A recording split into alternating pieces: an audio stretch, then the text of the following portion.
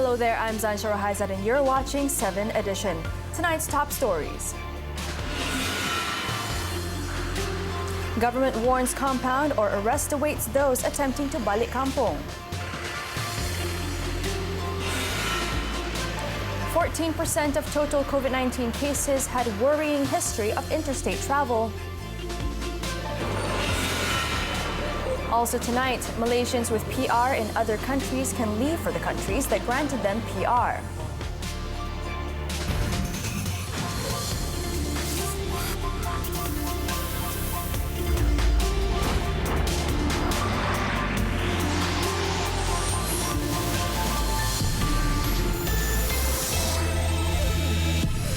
Good evening. The government warned the people today to not attempt return to their hometowns or balik kampung or face the consequence of a compound or getting detained. Senior Minister for Security Cluster Datuk Seri Ismail Sabri Yaakob stated that 1,248 vehicles were ordered by the police to turn around at interstate roadblocks after attempting to balik kampung yesterday. He said those who managed to sneak through the roadblocks may get to return to their hometown, but they may not be able to get through the roadblocks again when they want to return to work in the cities.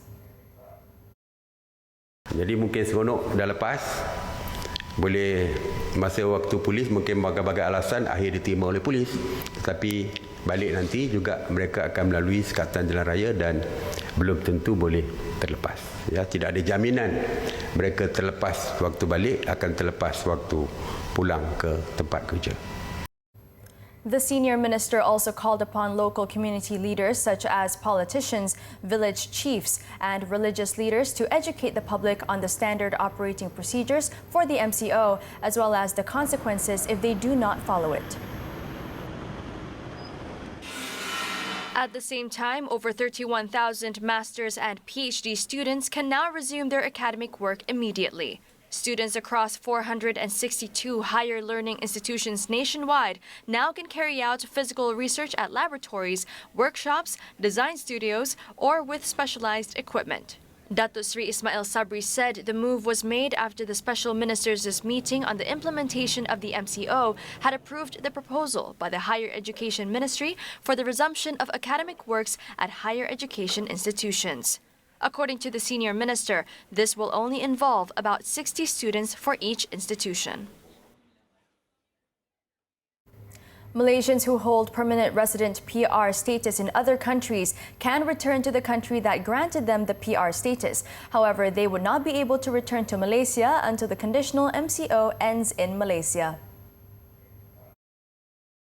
Bagi rakyat kita yang mempunyai PR di luar negara, jika mereka mau pulang ke negara yang memberikan PR kepada mereka, kita benarkan. Tetapi kita tidak membenarkan mereka balik semula ke negara kita sehinggalah tamat PKPB yang sedang kita laksanakan. Jadi mereka one way dululah dan tak boleh come back sehinggalah PKP ini tamat.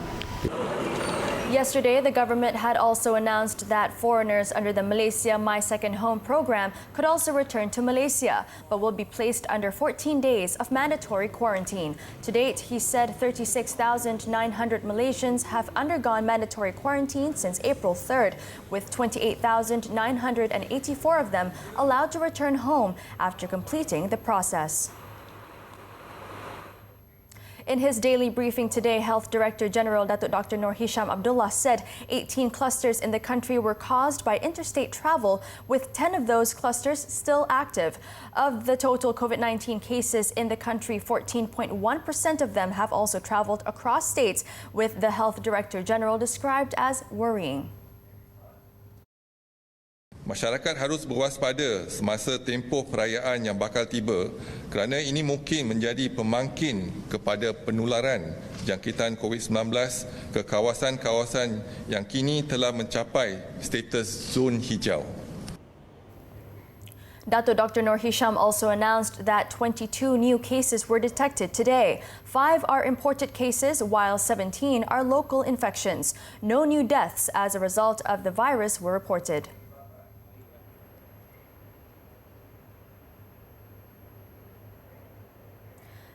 State Assemblyman Muhammad Sanusi Matno was sworn in as the new Kedah Menteri Besar at Wisma Darul Aman today. The state past Deputy Commissioner took his oath of office before the Sultan of Kedah, Al-Aminul Karim Sultan Salihuddin Sultan Badlisha, in a ceremony held at 3:05 p.m. State Secretary Dato' Amar Sheikh Mahmud Naim announced that Sultan Salihuddin had consented to the appointment of Muhammad Sanusi as Menteri Besar. The appointment was made according to the provisions of Article 35 and 37 bracket 2A of the state constitution after the 46-year-old lawmaker received the majority support of his fellow assemblymen. Kerajaan Kedah akan sentiasa komited untuk bekerjasama dengan Perdana Menteri, seluruh jemaah menteri dan seluruh jentera kerajaan persekutuan dalam mengurus tadbir negeri mengikut prinsip-prinsip sistem federalisme dalam mengatasi sebarang masalah dan memenuhi keperluan rakyat. Earlier, Datuk Seri Mukhriz Mahathir announced his resignation as Kedah Menteri Besar after losing the majority support in the State Legislative Assembly. This brought an end to the state political turmoil following Lunas Assemblyman Azman Nasruddin and Sidam Assemblyman Dr. Robert Ling Kui Yi's move to leave PKR last Tuesday. In the 14th general election, Muhammad Sanusi won the Jeneri state seat after defeating Mahathir Abdul Hamid of Barisan Nasional and Muhammad Nazri Abu Hassan of Bersatu with a 2,455 vote majority. Meanwhile, during a press conference to announce his resignation as Kedah Menteri Besar, Datuk Seri Mukhriz said he accepted this situation and is relinquishing the post with an open heart. Apa juga perkembangan politik yang mungkin atau tidak berlaku di peringkat persekutuan, saya dan rakan-rakan PH serta Yang Berhormat Datuk Wira IR Amiruddin Hamzah bertekad untuk bergerak sebagai pembangkang sehingga Dewan Undangan Negeri Kedah dibubar selewat-lewatnya pada bulan Mei 2023. Following his resignation as MB, Datuk Seri Mukhriz said the positions of all State Executive Council members are automatically relinquished as well. A new lineup of State Exco members is expected to be announced soon by his successor. Datuk Seri Mukhriz also said that he is vacating his positions as Kedah Football Association President as well as other official posts related to the state government, but will remain as Kedah Bersatu Chief and will continue serving the people as Jerlun Member of Parliament and Jitra Assemblyman. Following news of her appointment as Senator, NTV7 personality and news presenter Riza Aziz says she hopes to bring more awareness to the public concerning persons with disabilities. She says among the top things on her list include putting the spotlight on education for the disabled, as well as ensuring the group are given equal working opportunities. First and foremost, I'd like to say that I didn't expect to get this position. I'm truly honoured. But one of the things that I will be looking into is actually education, on how to create more awareness towards persons with disabilities in this country. The other one is job, because we need to sustain and live like everybody else, you know, and of course a few other things that will help to empower my community. So we have 7 categories of the disabilities. So I would be working very closely with all these different categories, work with the leaders and also some of the policy makers and the lawmakers, so that we can together work hand in hand to continue what the other 2 senators before me have done, so that we can move forward and do greater things. She added that aside from her having a career as a news presenter, the disabled are rarely seen at the forefront and are usually only hidden in the back, something she hopes to change further in the future. Noting various advancements in the way the disabled are treated, Riza Aziz says there is still a long way to go, as the group still oftentimes feel neglected. The swearing-in ceremony for Riza Aziz's post as senator is expected to take place tomorrow. Attorney General AG Tan Sri Idrus Harun said he had been advised that his predecessor, Tan Sri Tommy Thomas, that he had agreed in principle to consider the deal proposed by Riza Aziz to settle 5 money laundering charges against him. He also said since the filing of the charges, Riza had made several representations to the AG's chambers through his solicitors, which were requests to have the charges against Riza dropped in return for his properties and monies. According to Tan Sri Idrus in a statement today, the decision for the prosecution to apply to the Sessions Court on May 14th for Riza to be given a discharge not amounting to an acquittal, DNAA, over the 5 charges were also made after discussions between the Malaysian Anti-Corruption Commission, MACC, the Attorney General's chambers, and Riza's solicitors. He also said on March 11th this year, the solicitors sent another letter of representation fortifying the earlier proposal and undertook that should Riza Aziz fail to comply with the terms and conditions, the original 5 money laundering charges would remain. This, Tan Sri Idrus added, was then presented to him after he had been made aware of Tan Sri Thomas's earlier position. On April 16th, the MACC replied to the solicitors, stating that the public prosecutor was willing to apply for a DNAA for all 5 charges. The statement came following Tan Sri Thomas's statement yesterday, insisting that he never agreed to the settling of the case. In other news, a white Perodua Myvi driver who drove against traffic, resulting in the death of a motorcyclist in Penang on Friday, has been detained after he surrendered himself to the police yesterday. Authorities today said the 35-year-old man from Kepala Batas turned himself in at the Bukit Mertajam Traffic Police Station at 5 p.m. Seberang Perai Selatan Police Chief Superintendent Shafi Abdul Samad, who confirmed the matter today, said the suspect has been remanded until Tuesday for further investigation. Based on initial probe, the man claimed that he acted in such a way because he thought the road he was on was a 2-way lane. His urine and alcohol test came back negative, and the case is being investigated under the Road Transport Act for causing death by reckless or dangerous driving. In the incident, the suspect, believed to be speeding, drove against traffic flow and plowed into 2 motorcyclists at the interchange leading to the Penang Bridge before fleeing the scene.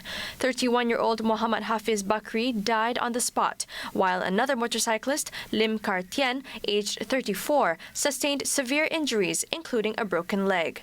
Several photos and dashcam footage of the incident went viral on social media. When we return, Brazil now 4th country with highest COVID-19 cases globally. Stay with us.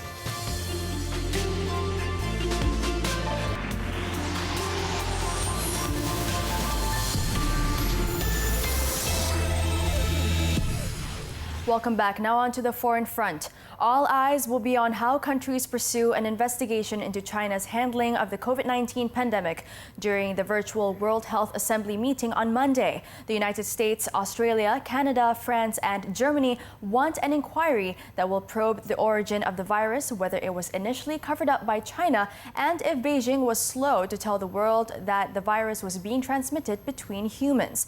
This could mean taking the Chinese government to the international court.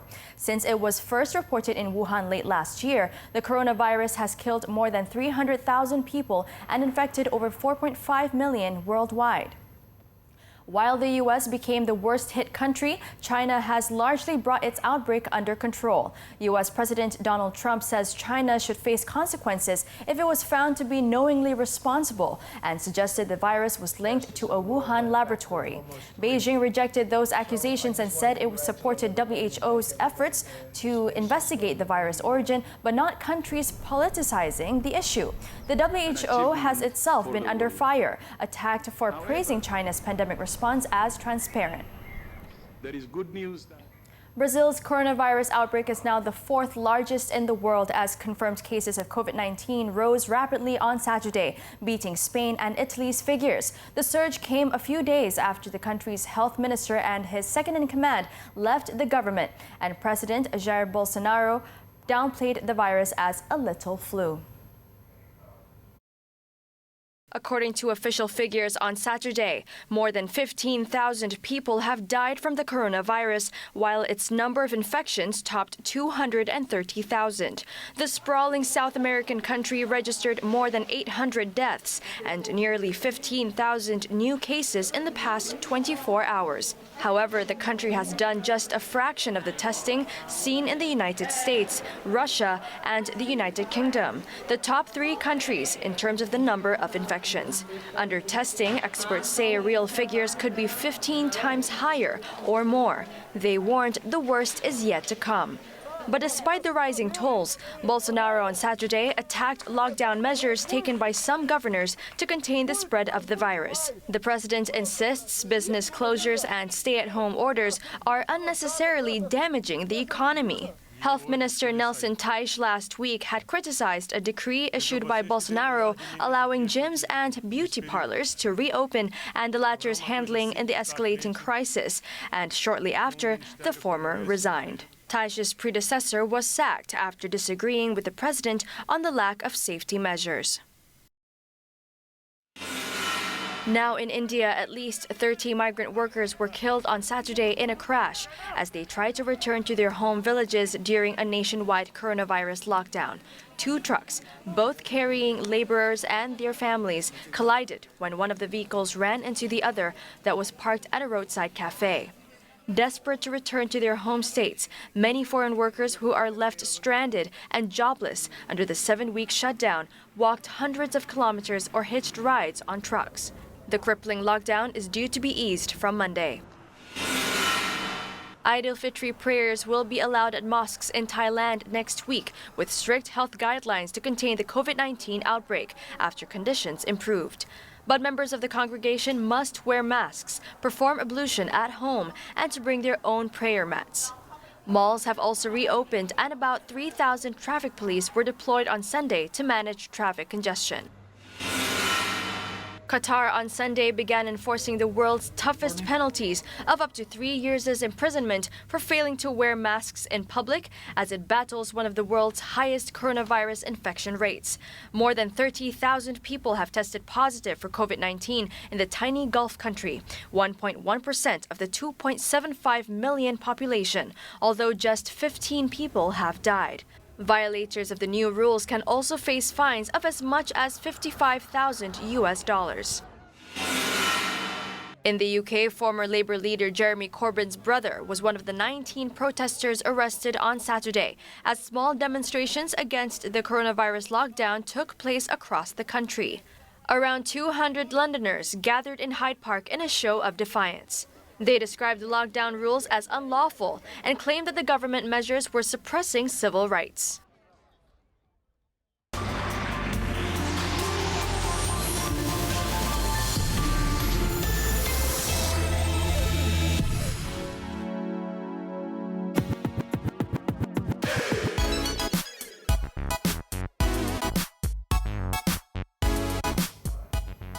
Thanks for staying with us, and now let's roll over to our daily segment Clickbait, where we take a look at what's trending and making the rounds in the cyber world today. Do you know those colorful, hollow pieces of foam you usually see in swimming pools, sometimes in a bunch? They're called pool noodles, and they are super cheap and very versatile. They can be your door stopper, a water hose to fill your bucket, a shoe stand, and even as a filler for holes in your walls. And now they are once again put to good use to cater to the COVID-19 safety measures. A cafe in Germany decided to hand out hats attached to pool noodles so their customers wouldn't be able to get too close to each other while they sipped their coffees on the patio. The cafe shared a photo on their Facebook page, gaining massive attention on social media. Take a look. As Germany loosens its COVID-19 lockdown restrictions and restaurants begin opening their doors to customers again, one cafe came up with a lighthearted way to ensure their patrons remain a safe distance from each other. Café Rote, located in the city of Schwerin, handed out hats with a literally huge symbol as a reminder of social distancing. And here's what they look like. Interesting, right? According to the cafe's 54-year-old owner, Rote, many customers flocked to the cafe and claimed that this was a hilarious idea. She said that it was not easy to keep a safe distance of 1.5 meters and was glad that her customers were happy about wearing the DIY hats. Many had shared and reposted the photos, exclaiming how brilliant the idea is.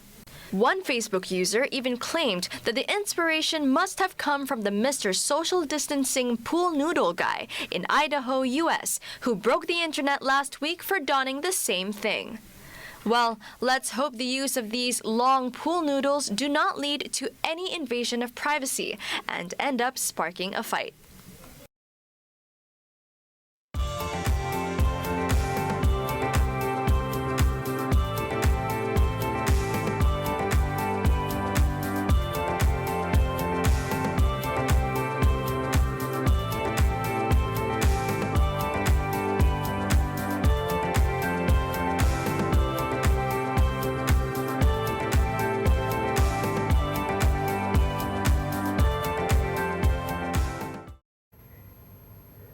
Devices and parents.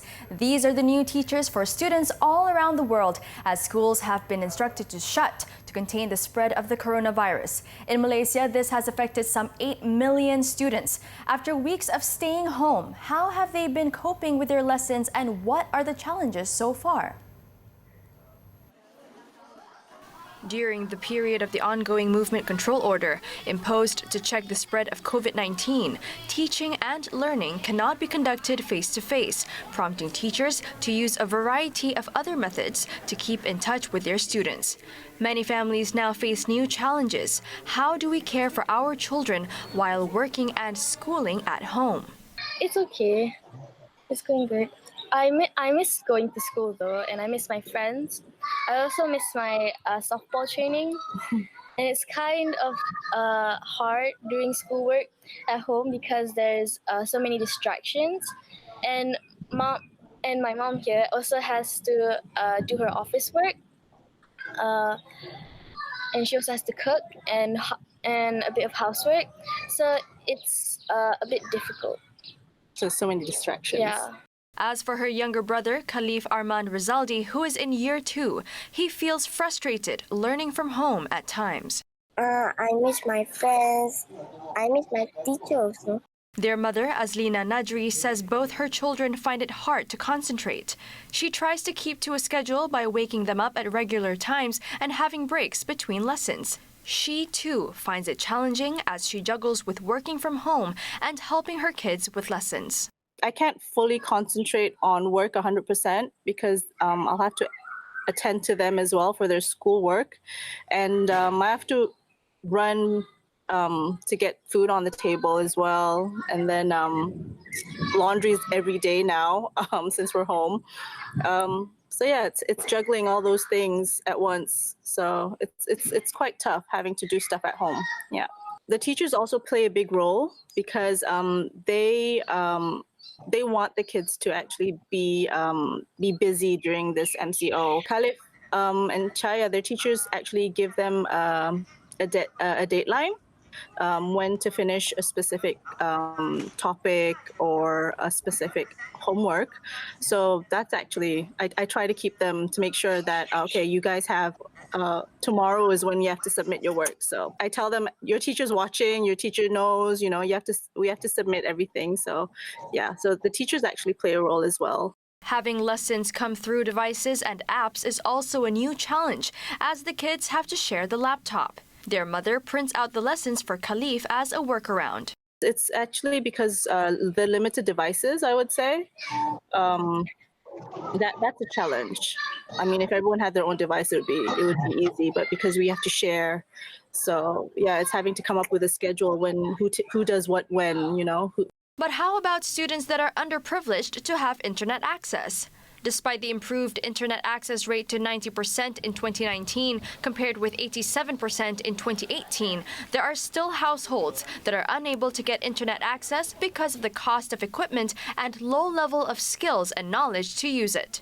Voice of the Children chairperson Sharmila Skarang says parents can reach out for assistance from the school teachers, local leaders such as local councillors, their member of parliament, as well as NGOs who are willing to help. However, students who are weak in their studies require parental and teacher support. So it's important for teachers to reach out and connect with their students.